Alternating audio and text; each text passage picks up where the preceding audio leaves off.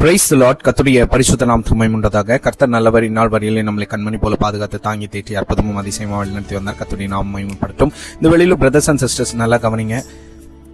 எனக்கு என்ன பிரச்சனைனாலும் இந்த குறிப்பிட்ட நம்பருக்கு கால் பண்ணா எனக்கு எல்லா பிரச்சனையும் சால்வ் ஆயிரும். இவங்கள்ட்ட பேசினா போதும் எனக்கு எல்லா பிரச்சனையும் சால்வ் ஆயிரும். எனக்கு குறிப்பிட்ட ஒரு குரூப் ஆஃப் பீப்புள் இருக்காங்க, அங்க போனா போதும் எனக்கு எல்லாமே சால்வ் ஆயிரும்னு நம்ம சின்ன சின்ன விஷயங்களுக்கும் மனிதர்களை நாடிக்கொண்டு இருக்கிறவர்களா இருக்கிறோமா? அவங்களுக்கான ஒரு மெசேஜ் தான். நல்லா கவனிங்க. உங்க தஞ்சம் யாரா இருக்கிறாங்கிறது ரொம்ப முக்கியம். இங்க உங்க முன்னாடி ஒரு வார்த்தையை கொண்டு வர விரும்புகிறேன். நீதிமொழிகள் 18ஆம் அதிகாரம் 10வது வசனம். கர்த்தரின் நாமம் பலத்த துருகம், நீதிமான் அதற்குள் ஓடி சுகமாய் இருப்பான். இதுல நல்லா புரிஞ்சுக்கணும், நீதிமான் அவனுடைய தஞ்சம், அவனுடைய பலத்த துருகம் எதுவா இருக்குன்னு நினைக்கிறான் தெரியுமா?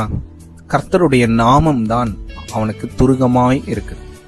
அதற்குள்ள ஓடி அவன் எப்படி இருக்கிறான்? சுகமாய் இருக்கிறான். அப்போ நீதிமான்களுக்கு பிரச்சனையே இல்லைன்னு எல்லாம் இல்லை. நீதி நிமித்தம் நிறைய பேர் கஷ்டப்படுறது உண்டு.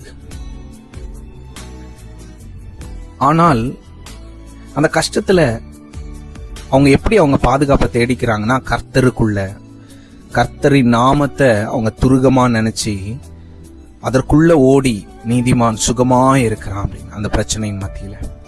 தாவீது கர்த்தருக்கு இருதயத்தை ஏற்ற ஒரு பாத்திரம் தான். அவனுக்கு எவ்வளவு பிரச்சனைகள் இருந்தான், ஒவ்வொரு முறையும் கர்த்தருடைய நாமத்துக்குள்ளாக, கர்த்தருடைய சமூகத்துக்குள்ளாக போய் அவன் சுகமா இருக்க கத்துக்கிட்டான். எவ்வளவு பிரச்சனைகள் இருந்தாலும் நம்ம அப்படிதான் நம்ம வாழ்க்கையை நடத்தணும். தவிர்த்து எதற்கெடுத்தாலும் மனிதர்களையே நம்பி மனிதர்களுடைய தஞ்சத்தையும் அவர்களை பலத்த துருகமா நினைச்சோன்னா அதனுடைய முடிவு ஒரு அடிமைத்தனத்துக்கு கொண்டு போயிடும். சாம்சனை பார்த்தோம்னா, சிம்சோனை பார்த்தோம்னா, அந்த லேடி சொன்ன ஒரு வார்த்தைக்கு மறுபடி அந்த லேடி சொல்லுகிற வார்த்தைக்கு கேட்டு கேட்டு கேட்டு அவனுடைய வாழ்க்கைக்கு தேவையான ஒரு பெரிய சீக்கிரட்டை அவன் பொறுக்க முடியாம அவ கேட்க கேட்க கடைசியா சொல்லிட்டான். அந்த நிமித்தம் சிம்சோன் அடிமையாக்கப்பட்டான். அவன் பலத்த துருகம் அவனுடைய முடியில கர்த்தர் கொடுத்திருந்தாரு. கர்த்தருடைய ஆவியானவர் அவனுக்கு பலத்த துருகமா இருந்தாரு. அவன் முடிய கட் பண்ண கூடாதுன்னு சொல்லி அந்த சீக்கிரட்டை அந்த லேடி கிட்ட சொல்லிட்டான். அது நிமித்தம் அவனை மாவரைக்க வச்சாங்க.